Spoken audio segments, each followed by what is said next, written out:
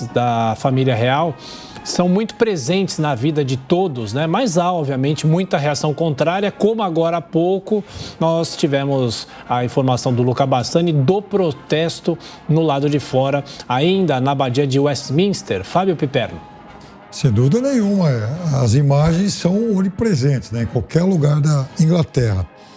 Agora, veja, aliás, só para complementar uma informação que o Consul deu há pouco, o diamante do cetro que ele falou que é o maior do mundo, né, tem 530 quilates.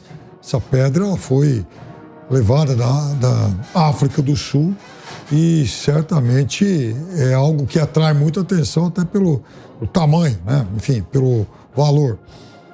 Agora, veja, com base em tudo que os colegas falaram aqui, eu concordo inteiramente, né?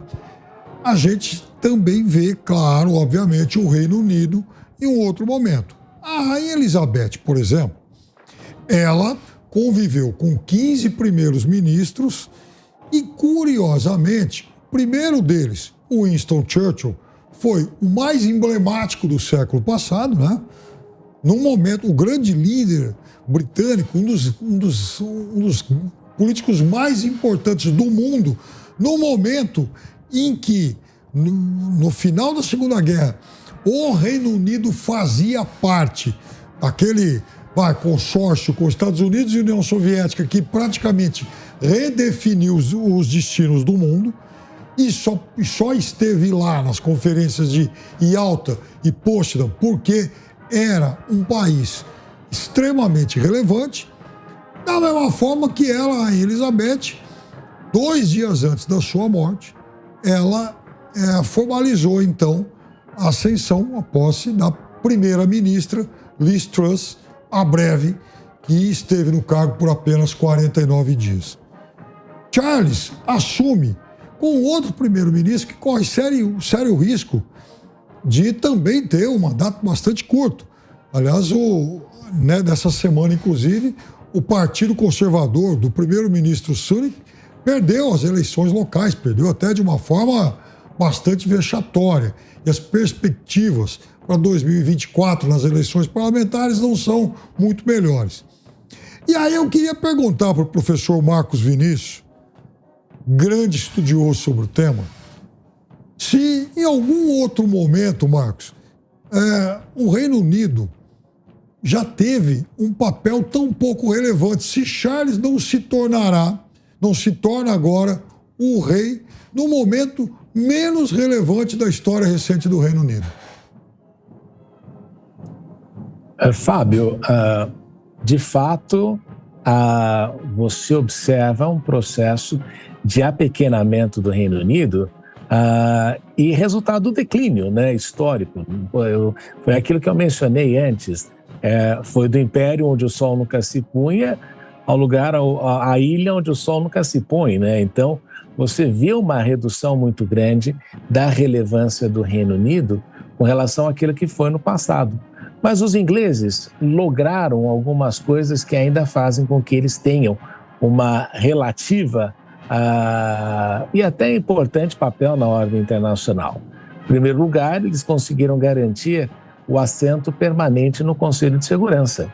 E eles o fazem isso a despeito de haver uma tentativa dos países de tentar consolidar o Conselho de Segurança a somente um representante da Europa, que não seria necessariamente França nem Reino Unido, mas Alemanha, pelo tamanho da economia alemã. Só que nós sabemos que as Nações Unidas foram feitas justamente em oposição àquilo que a Alemanha fez, que eram países que não prezavam pela paz, que era o requisito inicial do processo das Nações Unidas. Eles tentam manter relações com os países da Commonwealth, as antigas colônias britânicas, mas existe também algumas reclamações do passado colonial, embora eles consigam manter aí essa constante interação entre eles. Inclusive, Moçambique, que não tem nada a ver com colonização britânica, faz parte da Commonwealth. Então, eles mantêm este tipo de relacionamento, mas, sem dúvida, a grande uma das grandes resiliências para o Reino Unido tem sido aquilo que eles chamam, desde a Segunda Guerra Mundial, de parceria estratégica com os Estados Unidos.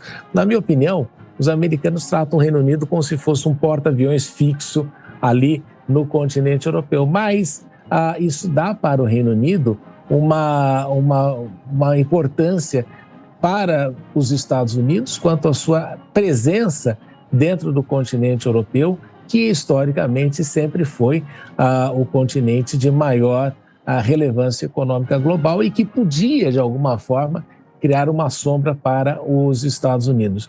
Então, Charles assume num país que, de fato, não tem mais aquela relevância do passado. Sua mãe foi a que viu o declínio do Reino Unido neste processo todo, mas eles conseguiram aí um legado histórico importante. A língua, eles conseguiram fazer aquilo que se pretendeu com o Esperanto. Eles criaram uma língua universal, que é o inglês, que consegue aí ser utilizado internacionalmente.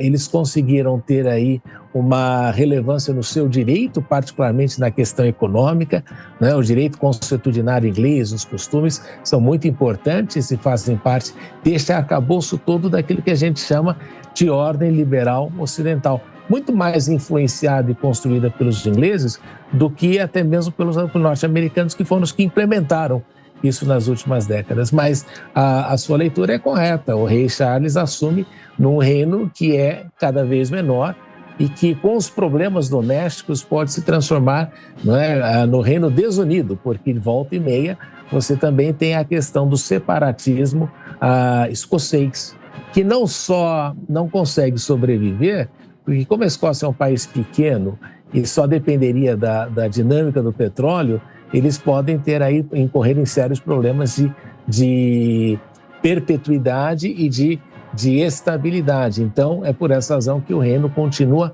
unido, mais desunido do que nunca. Então, ele assume numa situação difícil e que aqui eu ouso a dizer irreversível, porque você já não tem mais as colônias, você já não tem outros tipos de coisas. Então, e o Reino Unido precisa aí descobrir qual é a sua vocação para o futuro, até porque o grande parceiro que poderia se desenvolver no relacionamento comercial seria com a China, e, nesse sentido, os ingleses têm um histórico muito complicado com a China, seja pela questão de Macau, ou seja pelas tentativas ali de tentar, as tentativas que eles têm tentado de fazer com que tivessem ali uma preponderância maior dos Estados Unidos naquela região do mundo. Então, é complicada e ele assume num Reino Unido cada vez menor.